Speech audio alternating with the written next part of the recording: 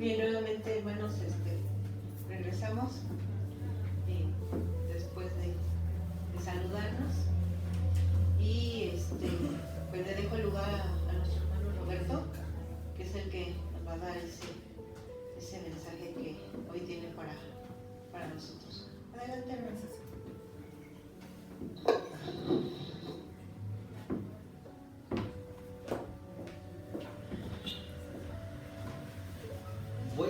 Buenos días, hermanas, hermanos.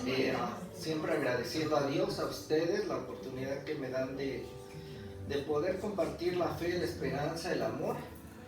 Así de que a través de cada reflexión es importante poder agradecer el tiempo compartido, ya que la reunión de cada domingo son encuentros. Hoy nos encontramos con Dios, pensando que lo abstracto se convierte en humano a través de Dios, a través de nosotros, de nosotras, y es que podemos conocer así a Dios. Así que cada vez que nos vemos estamos conociendo también a Dios, y Dios se hace presente también en esta reunión. Y pues yo soy muy feliz compartiendo la escritura, y hoy me atreví a poder hacer unas diapositivas para la reflexión del día de hoy. Así de que quiero pedir que abra su Biblia en el Evangelio de Marcos, Marcos 2.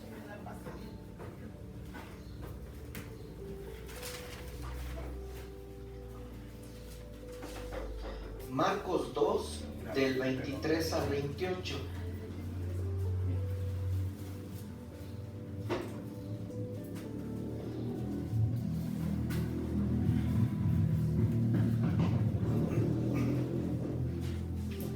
Y el Evangelio dice así: un sábado Jesús caminaba entre los sembrados, y sus discípulos al pasar comenzaron a arrancar espigas de trigo.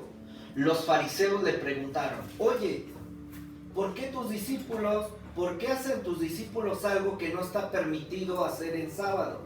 Pero Jesús les dijo: ¿nunca han leído ustedes lo que hizo David en una ocasión en que él y sus compañeros tuvieron necesidad y sintieron hambre?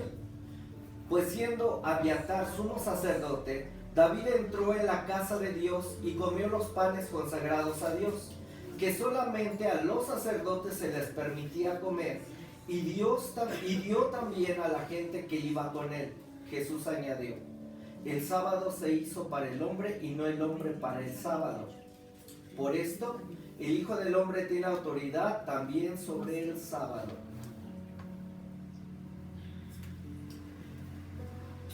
Bueno, hace 8 días también estuvimos hablando de este capítulo.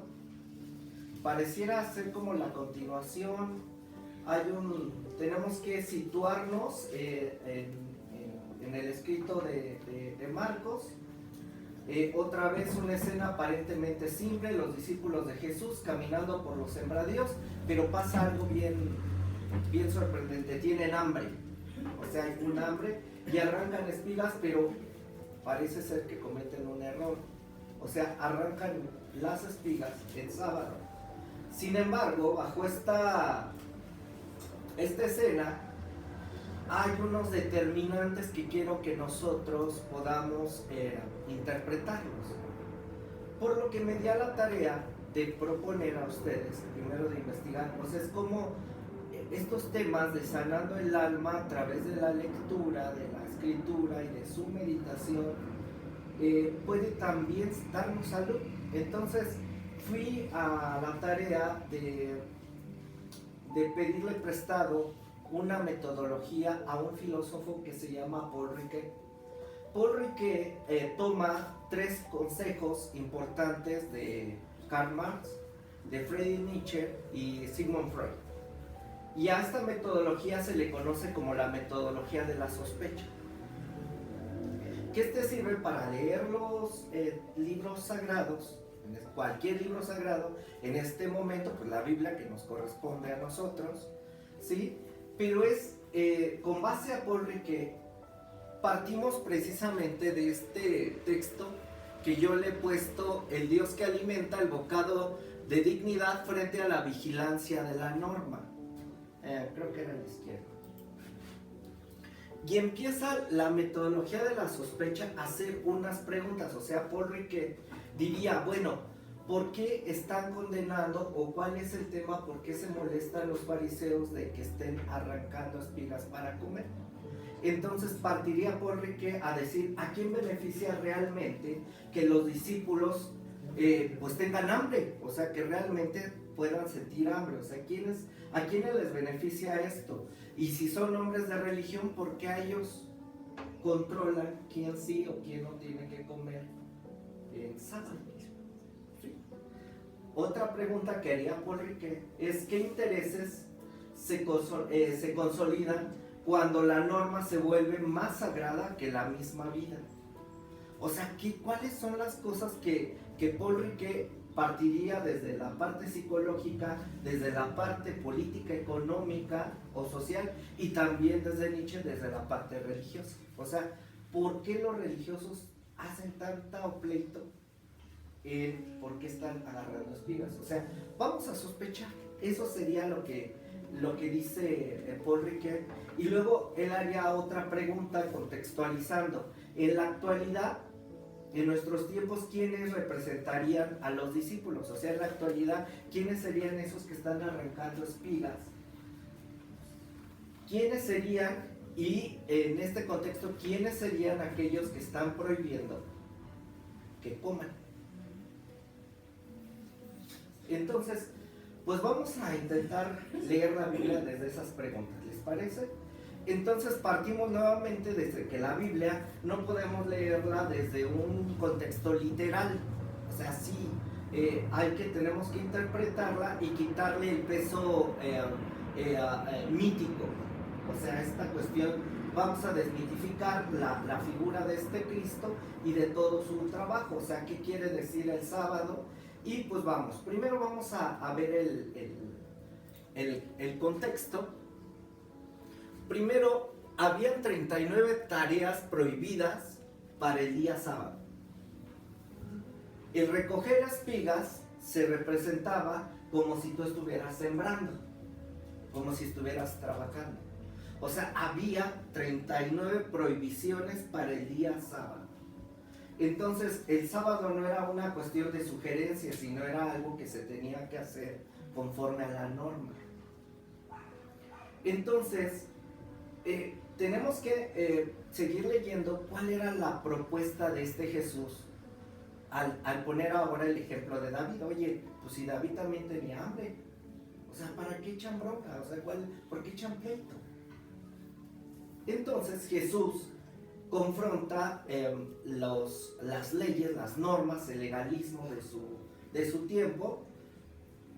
Así de que hay que sostener que a Dios no lo conocemos a través de un concepto metafísico. O sea, ¿cómo es posible que podamos creer en Dios, a quien no hemos visto, amar a Dios, a quien no hemos visto, y entender un cielo nuevo y una tierra nueva a través de cielo, mares de cristal, calles de oro, y así, ¿no? Nos imaginamos algo bien bonito, pero ese es algo metafísico, es algo muy abstracto.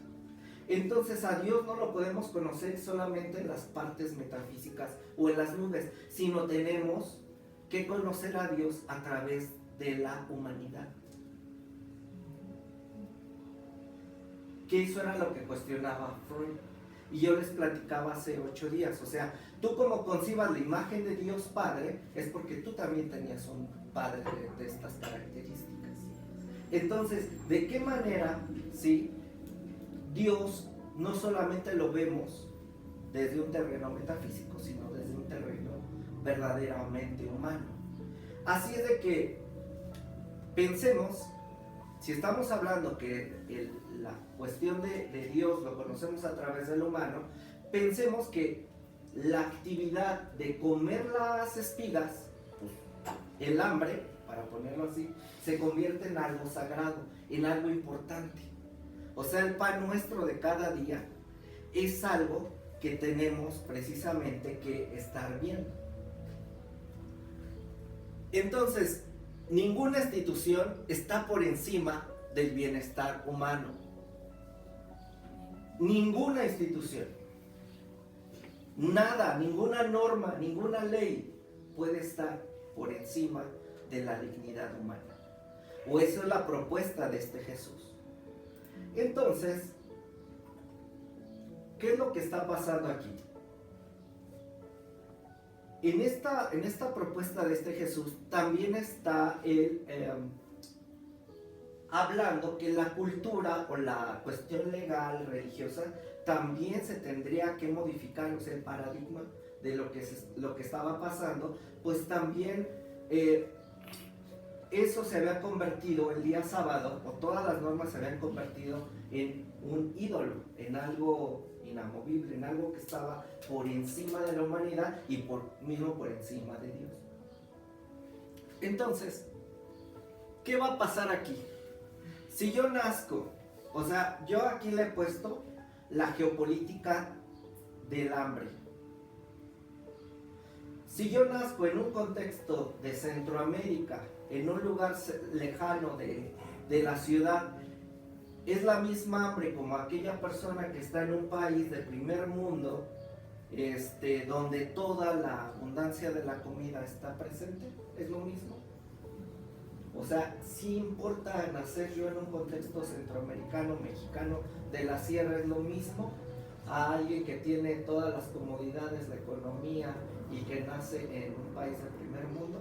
Esas son preguntas que estamos haciendo dentro de la metodología de la sospecha.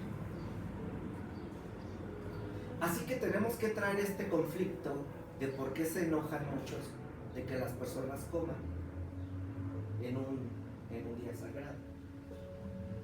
Y tenemos que traer esta problemática a nuestro contexto. ¿Por qué lo digo así? Me puse a investigar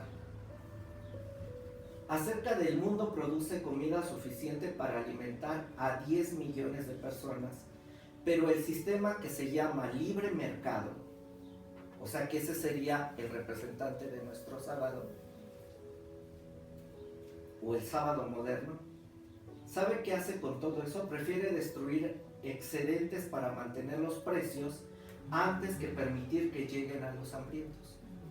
O sea, esto es, pues que te lo vendo, las mermas lo tiran, o te lo voy a dar más caro, ¿y quién lo va a comprar? Pues solamente los que tienen un poder adquisitivo más elevado, pero y entonces los vulnerados, los más sencillos, ¿qué va a pasar? Precisamente, es una cuestión geopolítica, geoeconómica, no es lo mismo.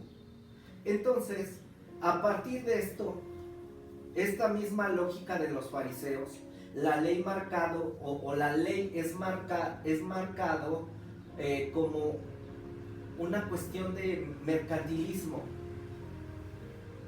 Aunque el hombre muera, aunque el hombre esté muerto de hambre, pero si no tienes. Aquí venía una hermanita cuando hacíamos las reflexiones, que precisamente venía de Chiapas, unas hermanas de Chiapas. Al bajar el camión, un acompañante de ellos, su camión llegaba a la Merced. ¿Y qué era lo que pasó? Pues tenía hambre y agarró una manzana de la Merced, que el camión llegaba ahí.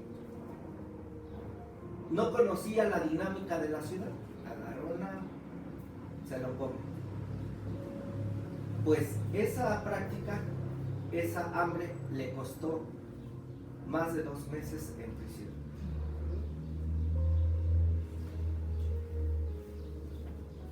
Porque tenía que pagarlo. Sí lo voy a pagar. No basta con eso. Quiero que estés en la cárcel.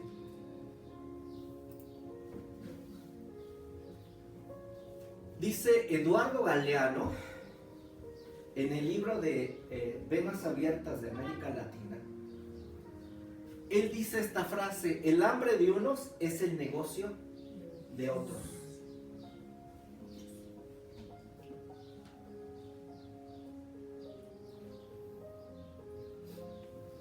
Yo sé que ustedes están atentos a las noticias, y el presidente de Norteamérica hizo unos señalamientos, y que lo voy a situar en entre comillas, o sea, lo voy a decir tal cual es, tal cual lo dijo. La estrategia general de la administración estadounidense, bajo mi presidencia, parece ser el uso de la fuerza económica y los bloqueos marítimos como herramientas principales de negociación. Así que he dejado claro que aquellos países que no se alienen con el objetivo que somos nosotros, así que Venezuela, Cuba, Irán, Palestina y por citar más países, enfrentarán consecuencias que afectan directamente el suministro energético y por extensión la actividad alimentaria. Palabras entrecomilladas que mencionó el mandatario de Norteamérica. Así que partiendo de esta metodología es lo que yo quiero estar proponiendo que podamos leer. Mario Alonso Puig, el doctor que hemos estado viendo unos videos, dice que vivir bajo un sistema de vigilancia donde estén viendo cómo es tu posición, cómo está, cómo te estás comportando, cómo te estás conduciendo, dice que te genera un estrés. Dice así Puig, el doctor Puig: vivir bajo un sistema de vigilancia constante mantiene a la población en un estado de estrés crónico, provocando el secuestro de la amígdala. Así de que esto provoca el miedo al castigo y al juicio, ya sea a un Dios castigador, a un sistema punitivo. Entonces esto anula la capacidad de pensar con claridad y de ser creativos y de sentir compasión por nosotros mismos. Esto es lo que está diciendo el doctor Mario Alonso, según el video que estuvimos reflexionando la otra ocasión. Y dentro de esta dimensión de la cuestión psicológica, yo he platicado mucho del doctor Moreno, Domínguez Moreno, y ahora voy a citar a Francisco Dolto, otro psicoanalista. Dice que cuando tú tienes una estricta vigilancia para las normas, qué es lo que están haciendo o cómo lo están haciendo, precisamente es una exaltación al super yo. Ellos así lo mencionan, pero es al super yo cruel. O sea, si tú no llegaste temprano, te están vigilando y ya llegaste tarde, o que si no leíste la Biblia, que si no cumpliste, que si no hiciste, que... O sea, esta cuestión, ¿no? Que si no cumpliste con las normas. Entonces, hay una enfermedad que estamos imponiendo a través de la vigilancia extrema. Por eso la propuesta es buscar y sanar el alma, la mente y todo nuestro ser, al descubrir que la lectura de la Biblia hay que leerla desde una mirada o desde una lectura humana y profunda. Esto implicaría no huir de nosotros, o sea, no huir de la humanidad y llevarnos a un terreno celestial, sino detenernos a un principio que otro filósofo, Emmanuel Levinas, diría que aquí es donde me quiero detener un poquito y que reflexionemos. Dice Emmanuel Levinas que él se dedica al desarrollo del Talmud, o sea, del pensamiento judío. Y él lo expresa en un libro que se llama La totalidad del infinito, el rostro del otro. O sea, tiene que haber un compromiso ético. Dice, el rostro del otro es la única ley absoluta. El sábado se detiene ante la urgencia de la vida. O sea, esto es que tiene que haber un principio ético para poder alimentarnos, poder relacionarnos a lo que hablar de salud, de salvación, de bienestar. Yo les he dicho, la palabra salvación, pienso que nuestras traducciones del griego que lo pasaron al español, ahí hay unos detalles. Unos ponen como la salvación del infierno, de la condenación. La palabra soterios tiene que ver con los argumentos de salud. O sea, cuando se habla de salvación, realmente lo que la propuesta es que estemos saludables. O la paz o el shalom, en nuestro lenguaje sería un bienestar, o sea, un principio ético para cada uno. Por eso, el sábado se hizo para el hombre. Esto constituye la base de cualquier ética de liberación y de salud. Por lo que las instituciones financieras, políticas y religiosas solo tienen razón de ser si sirven para que el ser humano sea sano, se fortalezca, o de lo contrario deben ser transformadas o muchas de ellas abolidas.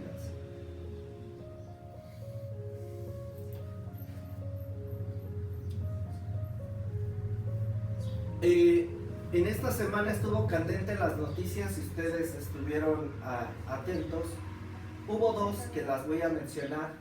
Uno de ellos fue los dimes y diretes que otra vez el presidente de Norteamérica, Donald Trump, estuvo diciendo que por primera vez teníamos a un papa tibio, que no tenía carácter, por denunciar precisamente que se acabara la guerra, que ya dejaran de matar y que Dios no estaba en la postura de guerra. A lo cual yo respondería al Papa, pues que Dios está, aunque esté aún en la guerra, o sea, Dios se va a hacer presente ahí también. Pero es la propuesta creo que tiene que ver con los actos de injusticia que están cometiendo ciertos regímenes autoritarios, fanáticos, y que utilizan el nombre de Dios para precisamente quitar los alimentos, quitar la vida por las normas, por el legalismo, y ponen por encima cada principio que ellos tienen por encima de la vida.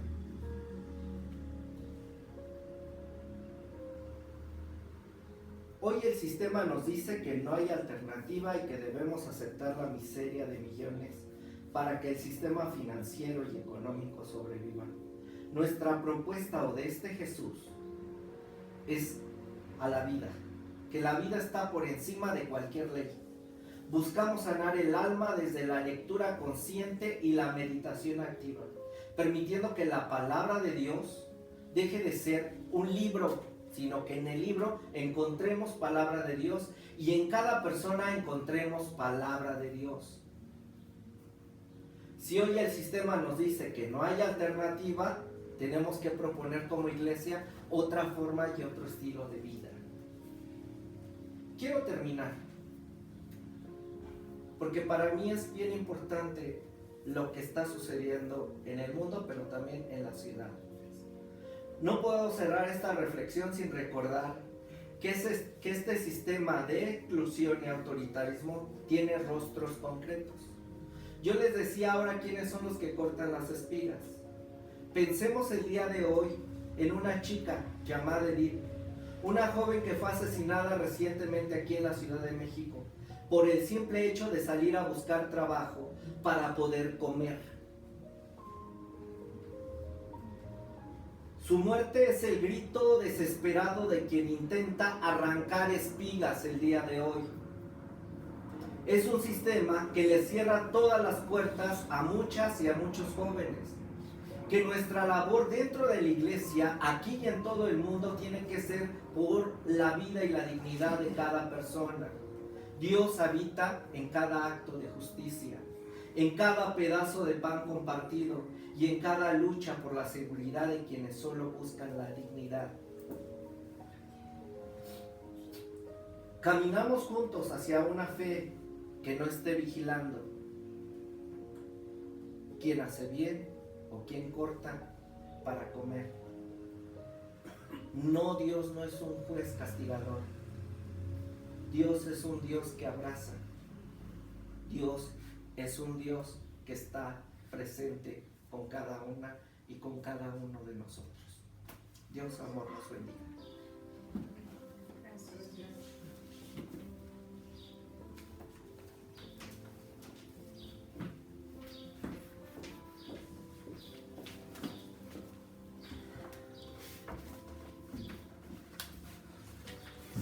Gracias, hermano Roberto.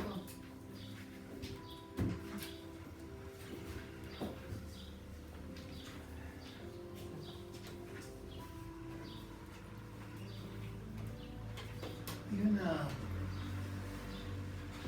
palabras que son ciertas, de que la vida del ser humano se va a ver reflejada de una manera cristiana y positiva cuando estamos en un mismo espíritu y en una misma mente. Entonces,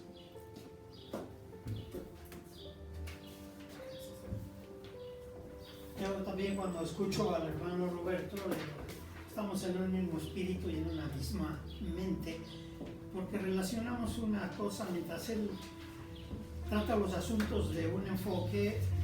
Ustedes me han escuchado, yo los trato de otro enfoque, pero finalmente se complementan, y eso es lo importante. Las mentes de nosotros y las mentes de la sociedad y del mundo, aunque están en diferentes culturas, pero tratándose del derecho humano, no de Dios, porque la cuestión religiosa es lo que ha separado a las sociedades y a los pueblos, cuestiones religiosas. Pero cuando hablamos de lo que son los derechos humanos, del humanismo, de esa necesidad que tienen las personas, es cuando coincidimos muchos.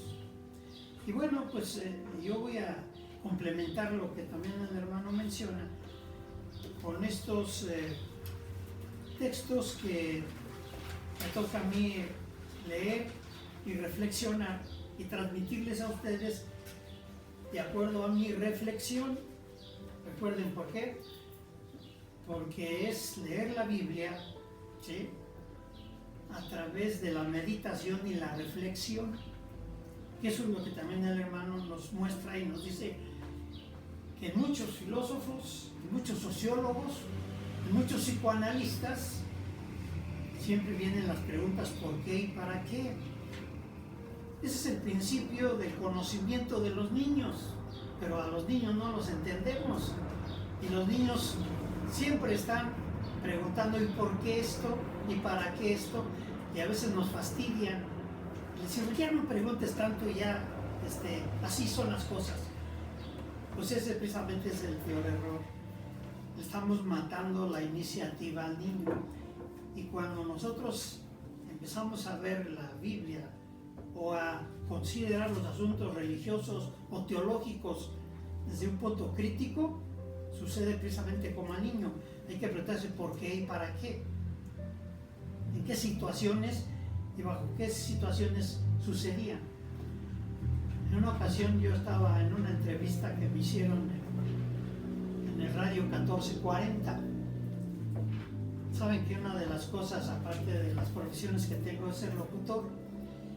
Entonces me invitaron una vez a compartir unas cosas en radio 1440. Y una de las preguntas que me hizo la conductora, que era una mujer conocida mía, me dijo, a ver, pastor, dígame una cosa, ¿qué se necesita para ser pastor? Digo, bueno, primero aclaro una situación, porque el lenguaje hay que entenderlo. Digo, pastor o ministro, todo eso se utiliza en diferentes movimientos y denominaciones. Pero yo parto de la idea de la ley que tenemos aquí en México, porque aunque hay un estado laico, México también ha estado apegado al respeto de la ley, ¿ah? Entonces digo, ellos en la cuestión de la ley, para que nos den un permiso, ellos utilizan no una palabra de pastor o ministro o no sé, obispo, ¿sí?, sacerdote, no, ministro de culto. El ministro de culto, de acuerdo a la ley, ese es nuestra forma de ser llamados ante la ley civil. Ante Dios cualquiera se puede poner el nombre, ¿verdad? Entonces, usted me dice pastor, pero yo le aclaro que soy ministro de culto. Bueno, está bien. ¿Qué se necesita para eso? Digo, miren, en todo el tiempo que yo tengo de experiencia, los años, me he dado cuenta que la cuestión teológica es importante, pero no tan importante. Posiblemente hay que conocer un poco en un 45%. La cuestión teológica. El libro sagrado que nosotros llevamos pues, es la Biblia. El libro sagrado de los musulmanes es el Corán. Los libros sagrados de la India son diferentes, ¿sí? Entonces, cada lugar en el Oriente tienen sus libros sagrados. Se necesitan, pero se necesita conocer en un 45%. Y con eso es suficiente para ser ministro de culto, no. Hay que conocer adicionalmente materias como es la arqueología, hay que conocer la sociología, hay que conocer los antecedentes socioeconómicos de los países y de las culturas de las cuales estamos hablando, ¿sí? O sea, todo ese tipo de cosas son las que se van a complementar con lo que necesitamos saber y enseñar con respecto a las cosas de la iglesia. Cuando no se conoce todo eso, se cometen muchos errores. Y la sociología, y la psicología, ¿sí? Y lo que son la arqueología, la historia, todo eso nos da un complemento de qué estaba pasando. Bien, entrando al tema de lo que es sanando el alma a través de la lectura de la Biblia, pero en su reflexión y meditación. Eso es lo complicado. Ya lo dijo el hermano Roberto. Nadie, o muy pocos, nos atrevemos a criticar lo que está escrito. Y más si decimos pues, que es de Dios. Y lo que es de Dios no se critica, simplemente se acepta. Esa es la principal arma que utilizan los legalistas y las leyes para someter a las personas. Tú las obedeces y no criticas. Pero ahí entonces viene un trasfondo y una alteración de los derechos humanos y del humanismo. Y esto me refiero justamente a que leyendo los capítulos del 1 al 13 de Números, yo encuentro dos conceptos que están muy relacionados, pero también muy peligrosos en cuanto a seguir esa misma metodología que estableció Moisés cuando escribe o decide tratar este concepto del libro de Números. Son dos, ahí los tienen ustedes, y es uno precisamente Números 3, 12 y 13. Si buscamos en la Biblia, el libro de Números, capítulo 3, 12 y 13. Capítulo 3, 12 y 13.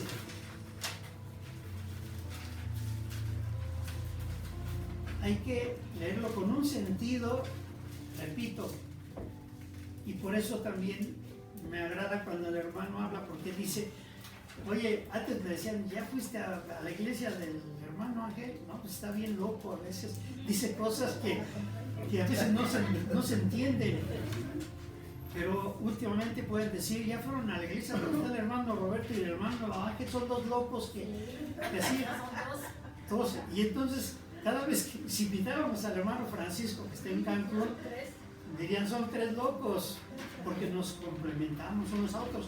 Pero si yo puedo invitar con algunos otros, también coincido, entonces ya no somos pequeños locos, somos muchos. Y decía un poeta español, los locos somos los que abrimos el camino que después los cuerdos van a caminar. Si no hubiera locos, no habría caminos establecidos. Nosotros nos toca abrir los caminos complicados y difíciles por brechas en donde pocos o casi nadie se atreve a entrar. Bien, voy a leer entonces estos dos capítulos o estas dos citas, pero primero empiezo con lo que es 13, capítulo 3 de Números, del 12 y 13. así está escrito. Yo mismo he escogido a los levitas de entre los israelitas como sustitutos de todo primogénito. Los levitas son míos. Son palabras de Moisés que introduce en su argumentación de que es Dios el que le estaba dictando las leyes, que Dios es el que le hablaba. Y es cierto, Dios habla, pero hay que entender que si las palabras que uno entiende y después las aplica, si son en beneficio del ser humano, son de Dios. Si están en prejuicio del ser humano, si lo condena, si lo esclaviza, no son de Dios, son de hombres, personas que en algún momento dado han tenido un pensamiento y una capacidad de dominar y de controlar. Bien, entonces estas palabras es lo que en algún momento dado se manifiesta como una enfermedad que está muy arraigada. O sea, la enfermedad de someterse a alguien más. O sea, Erich Fromm, igual un psicoanalista, decía en su libro que se llama El miedo a la libertad. Los pueblos, dice, tienen miedo. Las personas son temerosas y miedosas a la libertad. Cuando el pueblo de Israel sale de Egipto, sale con mucho miedo, porque eran esclavos. Y en ese momento querían seguir teniendo quien los gobernara, quien los dirigiera, quien los controlara. Porque entonces, en su miedo y en su angustia, ¿sí?, ellos sentían que iban a morir y que iban a sufrir cosas peores que cuando estaban esclavos en Egipto. También se menciona que en el tiempo de la emancipación y cuando se quita la esclavitud en México y en Estados Unidos, porque primero se establece en México y después 50 años más adelante en Estados Unidos.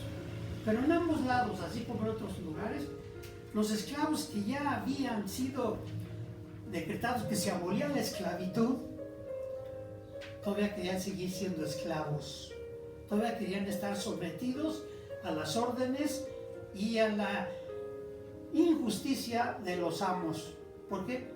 Por su miedo a ser libres. En nuestra mente, si no reflexionamos, hay muchas cosas que nos tienen atados, que las traemos desde hace siglos. Estoy hablando aquí hace 3.500 años, cuando dice Moisés, esto es lo que está diciendo Dios, estas leyes son. Todos ustedes, ¿sí?, van a tener que estar trayendo ofrendas. Y se establece como ofrenda a los primogénitos. Tenían que llevar los primogénitos de los animales. Tenían que considerar a los primogénitos de las personas. Y él dice, para que no traigan a sus hijos aquí, entonces yo los estoy sustituyendo por los levitas. Ellos son míos, dice. Ellos van a ser mis primogénitos. ¿Sí? Por eso, este asunto dice aquí, los levitas son míos. Estas palabras traen un conflicto para una persona que es libre, para una persona que se somete y que acepta o que tiene miedo a la libertad, ¿sí? Esa persona acepta que le digan, tú eres dueño, o quién es tu dueño, fulano y sutano, ¿sí? Entonces, en su miedo, aceptan que tienen alguien quien los domine, quien los controle, quien sea su dueño. Y la esclavitud hasta este tiempo, siglo XXI, en muchos países no se ha acabado, porque hay gobernantes que establecen una actitud de imposición, de autoritarismo, para dominar y controlar.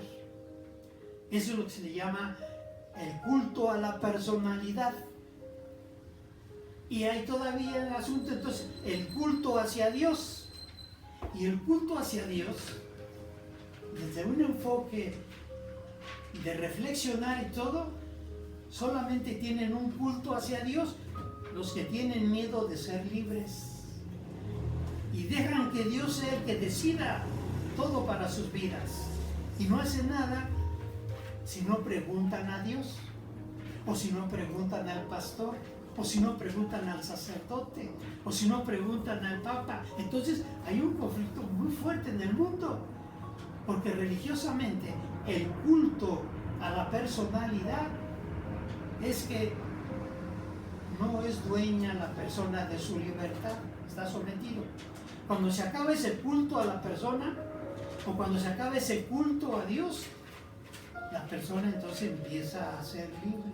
Y por eso aquí yo en este asunto de lo que es sanar el alma, ¿sí? Dice, el alma libre no tiene dueño.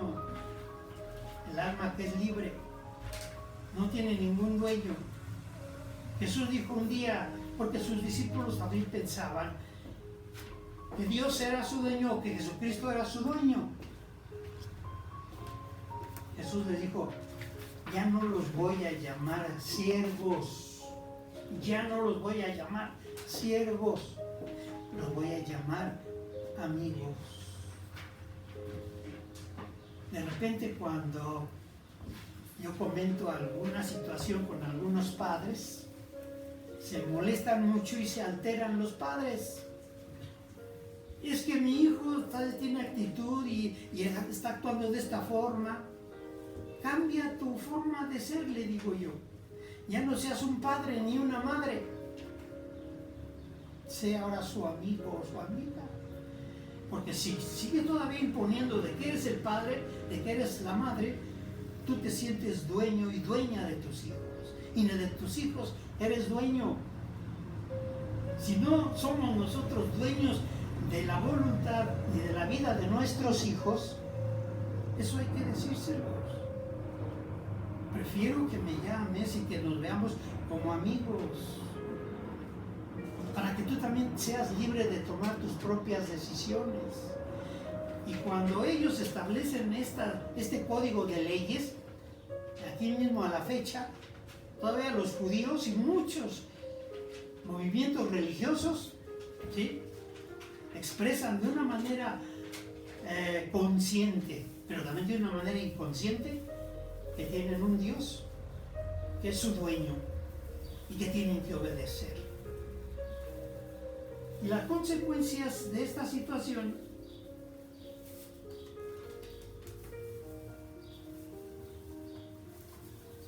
queda aquí. Leyendo el periódico de ayer de La Jornada, el sábado 18 de abril del 2026, me gusta leer La Jornada junto con otros, pero La Jornada es un poco más enfocada de una forma más imparcial. Otros son muy parciales, muy tendenciosas, algunas revistas y algunos locutores y algunos medios de comunicación y algunas televisoras son tendenciosos y precisamente tratan de manipular o ser dueños de la mente del auditorio. Y resulta de que a veces nosotros escuchamos en un concepto de como que si ellos tuvieran la verdad y ellos entonces nos están manipulando. Y la ciencia actual puede decir lo mismo que supuestamente decía Moisés, porque dice Dios que los levitas son suyos. Entonces los medios de comunicación dicen, esa audiencia es mía porque yo la controlo, yo la tengo dominada. O sea, como que se creen, y así lo hacen muchos, lo aceptan, son los dueños de nuestra voluntad y nuestra vida, porque aceptamos todo lo que digan. Entonces, el alma libre no tiene dueños entre los hombres ni entre dioses. Ningún dios que sea no se puede considerar como dueño de nuestras vidas. Y dice aquí, este es el resultado de este tiempo, 3.500 años hace. Ahora fíjense el pensamiento judío.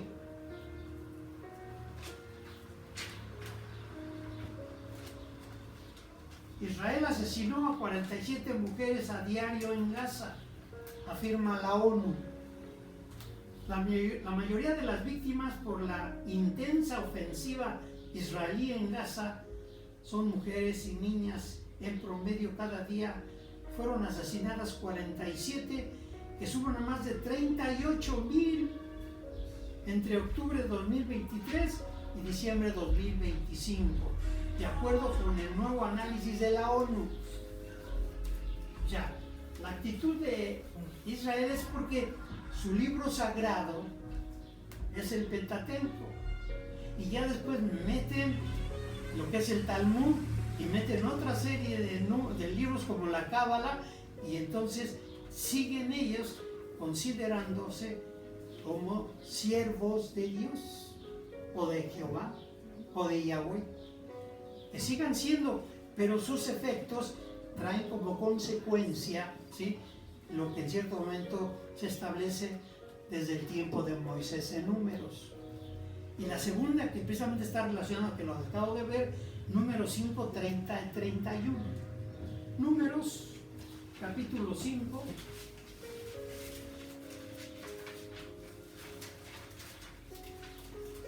Versículo 30 y 31. Dice: cuando al esposo le dé un ataque de celos y sospeche de su esposa, el sacerdote llevará a la mujer a la presencia del Señor y le aplicará esta ley al pie de la letra. El esposo quedará exento de culpa, pero la mujer sufrirá las consecuencias de su pecado. Entonces, hay un alma enferma igual, que se someten a una ley, se someten a un Dios, se someten a un hombre, el que está ahorita gobernando, el que tiene ese poder de destruir y de matar, ¿sí?, es precisamente Benjamín Netanyahu, el primer ministro de Israel, que es de una tendencia sionista, es una tendencia legalista, autoritaria.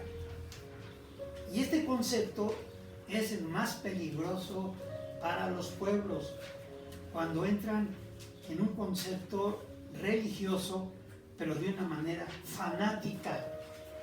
En algún momento dado, nosotros hemos padecido algunas veces en cuanto a algún fanatismo religioso o social, criticando, diciendo y condenando a otros que piensan de manera diferente. Pues este llega precisamente al nivel ahorita que le nombran precisamente el prófugo de la Corte Interamericana de Justicia. ¿Por qué?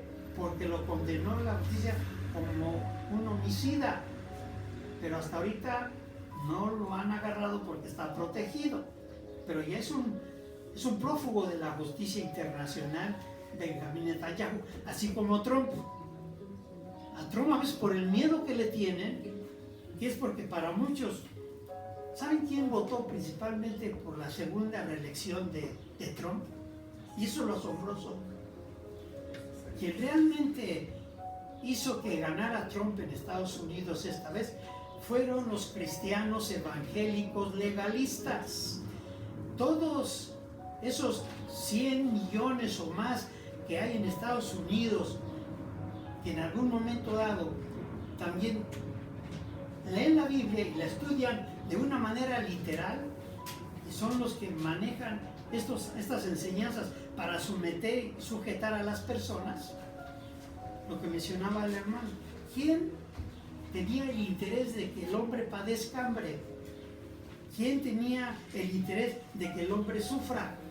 Pues las personas que dominan esos lugares. ¿Quién tenía el interés precisamente de hacer que en el mundo exista un problema fuerte económico?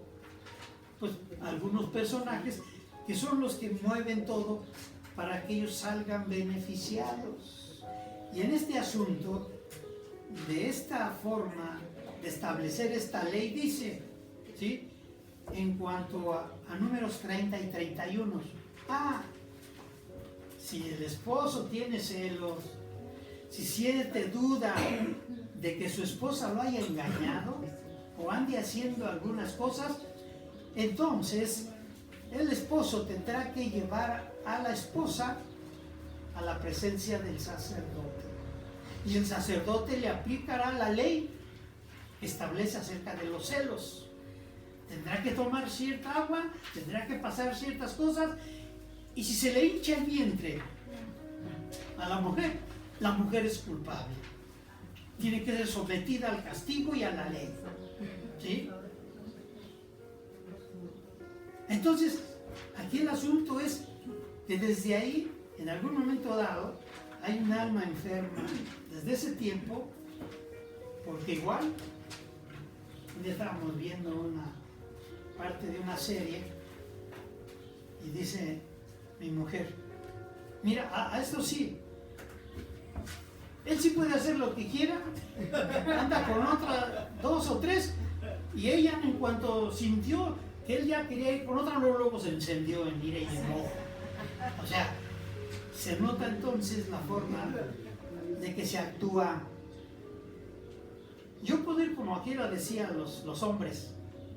En aquel tiempo los judíos, los hebreos, el machismo no empezó en México. El machismo empezó precisamente desde aquellos tiempos. En el pueblo de Israel eran machistas peor que nosotros, pero se aceptó como una ley. Si tú tienes duda y celos de tu esposa, llévala ante el sacerdote y acúsala de que sospechas de ella. Los celos es una enfermedad del alma. Por los celos se ha matado a las personas. Los feminicidios en México también está muy extendido. La mayoría son por celos de los exmaridos o de los maridos, ¿sí? O de las exparejas, y entonces aparecen muertas. Da ahí un concepto de decir, ¿por qué a la mujer y por qué no al hombre? O sea, ¿por qué se está teniendo una enfermedad de celos y solamente se le cela a una persona, o sea, a la mujer? Pero también se le cela a algún objeto, como si fuera de su propiedad, y a lo mejor eso es correcto.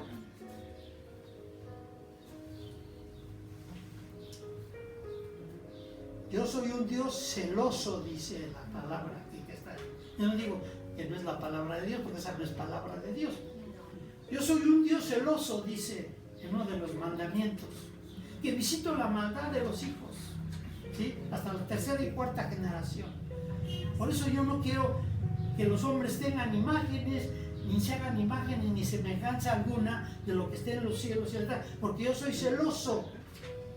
O sea, Dios haciéndose como dueño de la humanidad, pero Dios no es dueño de la humanidad. Él hizo la creación y formó la creación de todo lo necesario que se iba a necesitar para poner lo más importante de su naturaleza. Y aquí voy a decir algo que es para muchos prohibitivo. La naturaleza de Dios es donde se muestra más, no en el universo que hizo, no en la luna, las estrellas.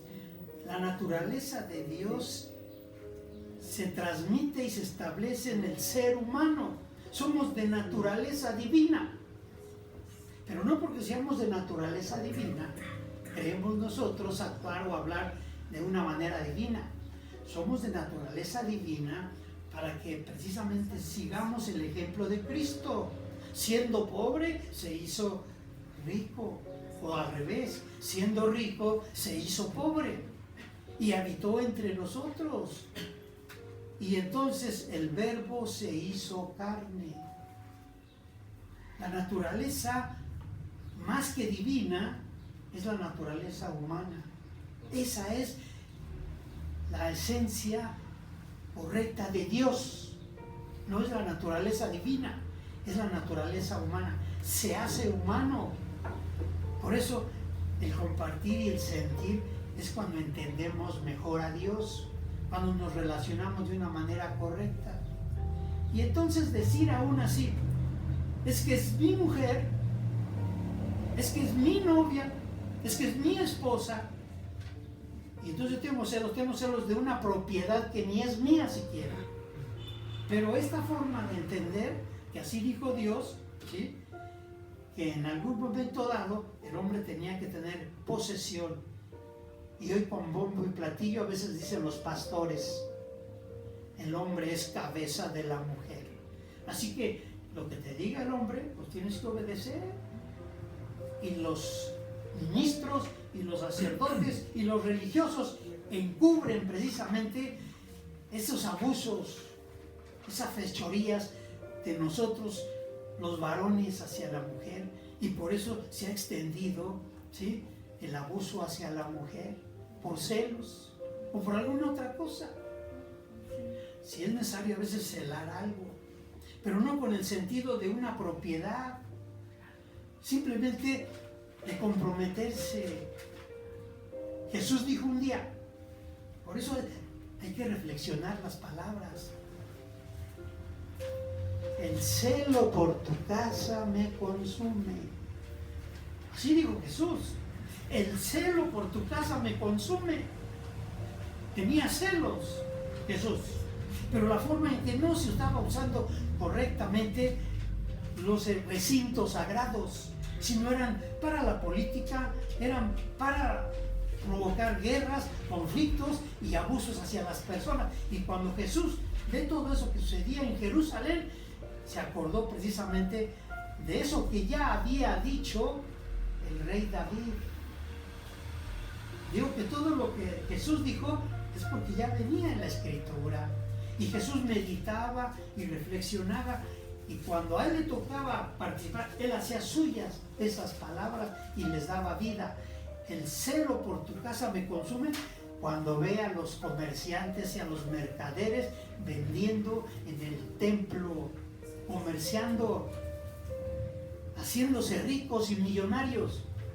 Hoy la religión la utiliza precisamente para eso.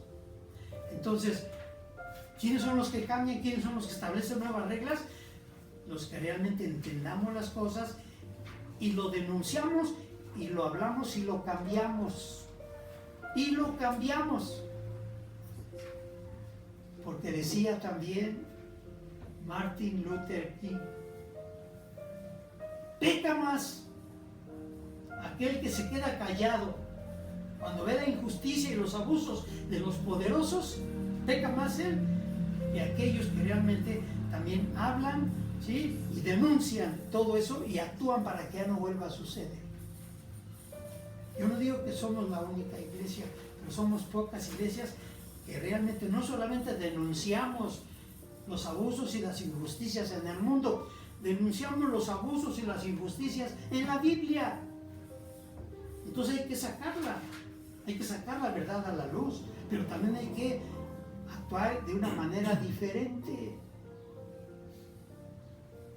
Porque hay un hombre que el hermano Roberto y yo admiramos mucho, ya murió, es el hermano que acaba de morir, era el filósofo Enrique Dussel.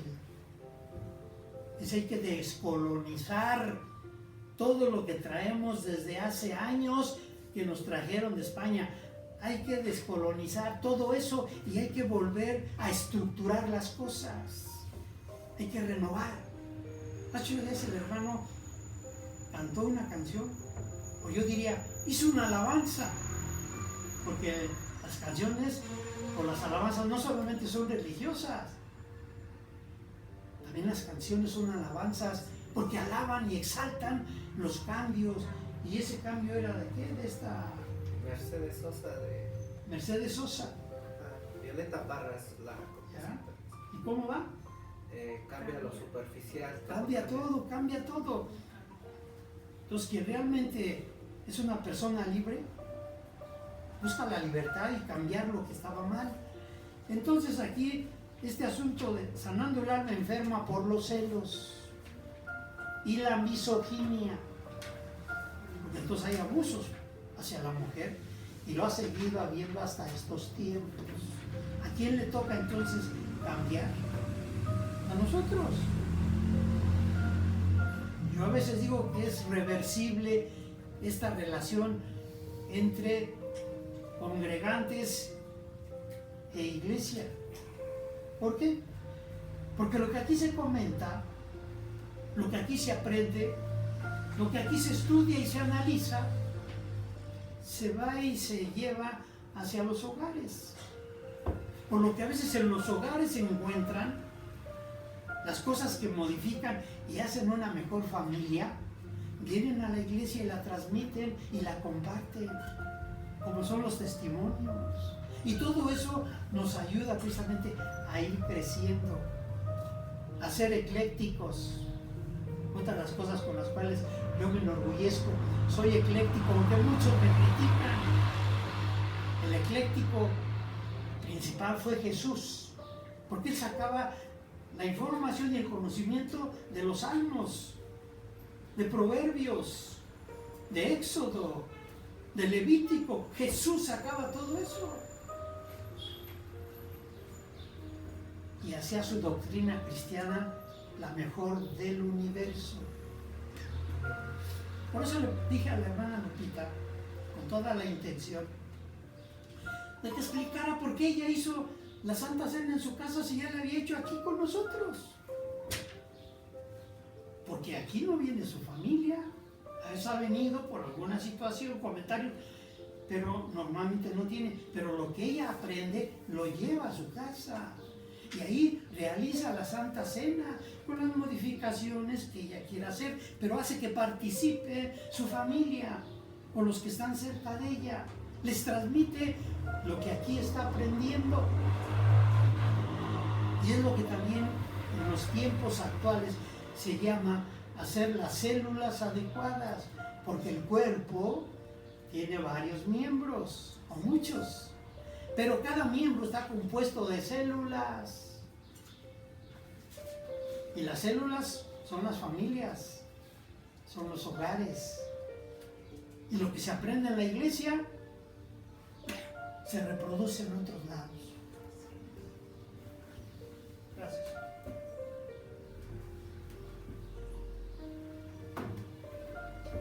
Pero si no, ¿qué aprendiste hoy en la iglesia, hermano? Oh, cosas interesantes, ¿no? Acerca de ser libres, acerca de no permitir que el esposo o que la pareja te controle, te insulte, te quite tu libertad. ¿Aprendiste eso, hermana? Sí. Entonces, ¿por qué te dejas todavía de tu marido? ¿Por qué te dejas todavía de tu pareja?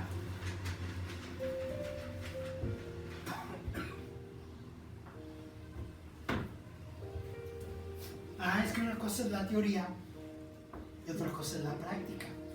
La práctica es enfrentarte a los problemas y estar resuelta y resuelto a cambiarlo.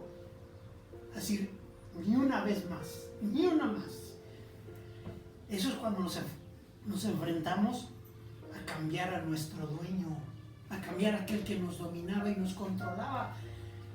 Y empezamos a probar y experimentar la libertad. La libertad. Y eso es lo que pocos se atreven. Así que hay que sanar el alma enferma por los celos, repito, tanto de mujeres hacia la mujer como hacia el hombre, ¿sí? Porque también la mujer tiene celos para celando a su marido y lo controla también, porque hay mujeres también que no son misóginas, ¿son qué? Andrógenas. ¿O qué es la misoginia? ¿Y la androginia, que ya es el sentido y la manera en que la mujer piensa sobre el hombre.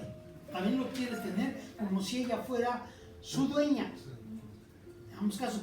Pero en un 80%, el hombre es el que abusa más, es el abusador y es el que controla, es el que quiere adueñarse de todo, de las mujeres hasta de sus hijos. Y eso es el alma enferma que nos tiene en una sociedad tan conflictiva en estos tiempos. Así que, hermanos, Y gracias a ustedes, gracias al hermano Roberto, pues porque él se facilita las cosas y ya después llega más lo completo. Así que si hay algo que le echen la culpa, y está. Dios les bendiga, hermano.